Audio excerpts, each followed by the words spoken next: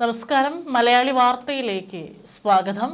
ഇറാന്റെ പരമോന്നത നേതാവായിരുന്ന അയത്തുള്ള അലി ഖമേനിയുടെ സുരക്ഷയ്ക്കായി നിർമ്മിച്ച അതീവ സുരക്ഷയുള്ള ഭൂഗർഭ ബങ്കറുകൾ ഇസ്രായേൽ വ്യോമസേന തകർത്ത് തരിപ്പണമാക്കി. ഇസ്രായേൽ നടത്തിയ മിന്നലാക്രമണത്തിൽ 50 യുദ്ധവിമാനങ്ങൾ ഉണ്ടായിരുന്നത് ഇസ്രായേൽ മിലിറ്ററി ഇന്റലിജൻസും മൊസാദും നൽകിയ കൃത്യമായ വിവരങ്ങളുടെ അടിസ്ഥാനത്തിലായിരുന്നു അപ്രതീക്ഷിത ഓപ്പറേഷൻ. ടെഹ്റാനിലെ ഭരണകൂട ആസ്ഥാനത്തിന് താഴെ നിർമ്മിച്ചിരുന്ന ബങ്കറുകൾ ഖമേനിയുടെ അടിയന്തര സൈനിക നീക്കങ്ങൾക്കായുള്ള സുരക്ഷിത താവളമായിരുന്നു. ഖമേനി കൊല്ലപ്പെട്ടതിന് ശേഷം മറ്റുന്നത ഉദ്യോഗസ്ഥർ ഇവിടം അവരുടെ ഒളിയാക്രമണ പ്രവർത്തനങ്ങൾക്കുള്ള കേന്ദ്രമാക്കിയിരുന്നു. നഗരഹൃദയത്തിലെ തെരുവുകളോളം വിസ്തൃതമായിരുന്ന ബങ്കർ സമുച്ചയം വർഷങ്ങൾ നീണ്ട പരിശ്രമത്തിലൂടെയാണ് ഇറാൻ വികസിപ്പിച്ചെടുത്തത്. ബങ്കർ തകർന്നതോടെ ഇറാന്റെ കമാൻഡ് ആൻഡ് കൺട്രോൾ സംവിധാനം തകരാറിലായതായി ഇസ്രായേൽ സൈന്യം അവകാശപ്പെടുന്നു.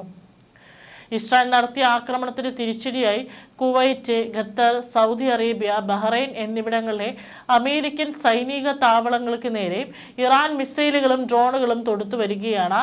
ഇറാന്റെ അത്യാധുനിക ഡ്രോൺ വിമാനവാഹിനി കപ്പലായ IRIS ഷാഹിദ് ബാഗേരി അമേരിക്കൻ ആക്രമണത്തിൽ തകർന്നിരുന്നു. കൂടാതെ ശ്രീലങ്കൻ തീരത്ത് വെച്ചും ഇറാന്റെ യുദ്ധക്കപ്പൽ അമേരിക്കൻ മുങ്ങിക്കപ്പൽ തകർക്കുകയും 87 പേർ കൊല്ലപ്പെടുകയും ചെയ്തിരുന്നു.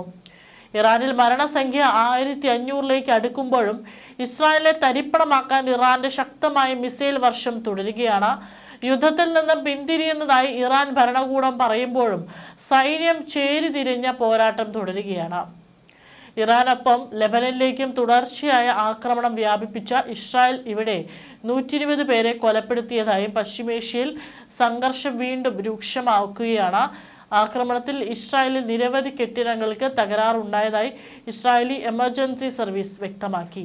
ടെലവീവിന്റെ ഹൃദയത്തിലേക്ക് മിസൈലുകൾ തൊടുത്തുവെന്നാണ് ഇറാന്റെ സ്റ്റേറ്റ് മീഡിയ പറയുന്നത്. അതേസമയം ഇറാൻ മിസൈലുകളെ പ്രതിരോധിക്കുകയാണെന്ന് ഇസ്രായേൽ സൈന്യം പറഞ്ഞു. അതേസമയം ഇറാനിൽ നിലവിൽ കരയുദ്ധം ആരംഭിക്കാൻ ഉദ്ദേശിക്കുന്നില്ലെന്നും US പ്രസിഡന്റ് ഡൊണാൾഡ് ട്രംപ് പറയുന്നത്. നിരുപാധികമായ കീഴടങ്ങലല്ലാതെ ഇറാനുമായി മറ്റൊരു കരാറുമില്ലെന്നാണ് ഡൊണാൾഡ് ട്രംപിന്റെ നിലപാട്. ലെബനനിലെ ഹിസ്ബുള്ള കേന്ദ്രങ്ങളിലും ഇസ്രായേലിന്റെ ആക്രമണമുണ്ടായി.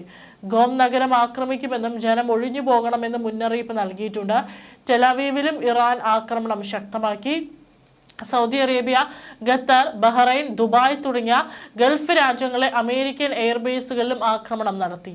പോരാട്ടത്തിന്റെ ആദ്യഘട്ടത്തിൽ UAE, Saudi Arabia, Kuwait, Qatar തുടങ്ങിയ പശ്ചിമേഷ്യൻ രാജ്യങ്ങളിലെ അമേരിക്കൻ വ്യോമതാവളങ്ങളായിരുന്നു ഇറാൻ ലക്ഷ്യമിട്ടിരുന്നതെങ്കിലും ഒരാഴ്ച പിന്നിടുമ്പോൾ അതല്ല സ്ഥിതി.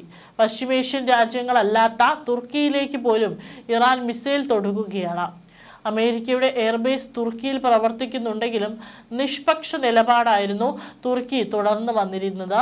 മധ്യസ്ഥത വഹിക്കാൻ തയ്യാറാണെന്നും തുർക്കി നേരത്തെ പ്രഖ്യാപിച്ചിരുന്നു. ഇറാന് മേലുള്ള അമേരിക്ക-ഇസ്രായേൽ ആക്രമണങ്ങളെ അന്താരാഷ്ട്ര നിയമത്തിന്റെ വ്യക്തമായ ലംഘനമെന്നാണ് തുർക്കി പ്രസിഡന്റ് രജബ് എർദോഗാൻ വിശേഷിപ്പിച്ചത്.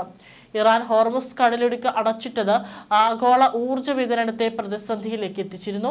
സമുദ്രപാതയില്ലാതായതോടെ കപ്പലുകൾ ദിവസങ്ങളോളം കടലിൽ കുടുങ്ങിക്കിടക്കേണ്ട സ്ഥിതിയാണ്. കടലിടുക്ക് കടക്കാൻ ശ്രമിച്ചാൽ ആക്രമിക്കുമെന്നാണ് ഇറാന്റെ ഭീഷണി.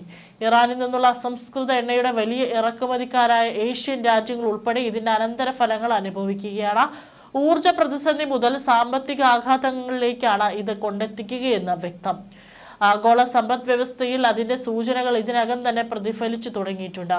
പഴങ്ങളും പച്ചക്കറികളും വാങ്ങുന്നവർ മിതത്വം പാലിക്കണമെന്നും നിർദ്ദേശിക്കുന്ന നോട്ടീസുകൾ ദുബായിലെ ചില സൂപ്പർ മാർക്കറ്റുകളിൽ പതിപ്പിച്ചു തുടങ്ങി. ഇപ്പോഴത്തെ സാഹചര്യം കണക്കിലെടുത്ത് ആവശ്യത്തിലധികം വാങ്ങുന്നത് ഒഴിവാക്കണമെന്നാണ് നോട്ടീസിലെ നിർദ്ദേശം. പഴങ്ങളും പച്ചക്കറികളും പരമാവധി 3 കിലോ വരെ മാത്രമേ ഒരാൾ വാങ്ങാവൂ എന്നാണ് നിർദ്ദേശം. രാജ്യത്ത് ആവശ്യത്തിന് ഭക്ഷണപദാർത്ഥങ്ങൾ ഉണ്ടെന്ന് ഭരണകൂടം ഉറപ്പാക്കിയിട്ടുണ്ട്.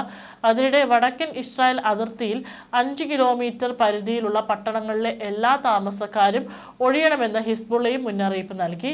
തെക്കൻ ബെയ്റൂട്ടിൽ ഒഴിപ്പിക്കപ്പെട്ട 10,000 തെരുവിലാണ് ഉറങ്ങുന്നത്. ഗൾഫ് രാജ്യങ്ങൾക്കെതിരായ ആക്രമണം നിർത്തുന്നതിനായി ഇറാൻ ഇന്ന് പ്രസ്താവന നടത്തിയിട്ടുണ്ട്. ഇറാന്റെ ഇടക്കാല നേതൃ കൗൺസിലാണ് എന്നാണ് തീരുമാനം അറിയിച്ചത്. ഗൾഫ് രാജ്യങ്ങളോട് മാപ്പ് ചോദിച്ചുകൊണ്ടായിരുന്നു ഇറാന്റെ ആദ്യ പ്രഖ്യാപനം വന്നത്. തങ്ങൾക്ക് നേരെ ഇനി ആക്രമണം ഉണ്ടായില്ലെങ്കിൽ അയൽ രാജ്യങ്ങളെ ആക്രമിക്കില്ലെന്നാണ് ഇറാൻ പ്രസിഡന്റ് മസൂദ് പെസഷ്കിയാൻ ഔദ്യോഗിക ടെലിവിഷൻ ചാനലിലൂടെ അറിയിച്ചത്.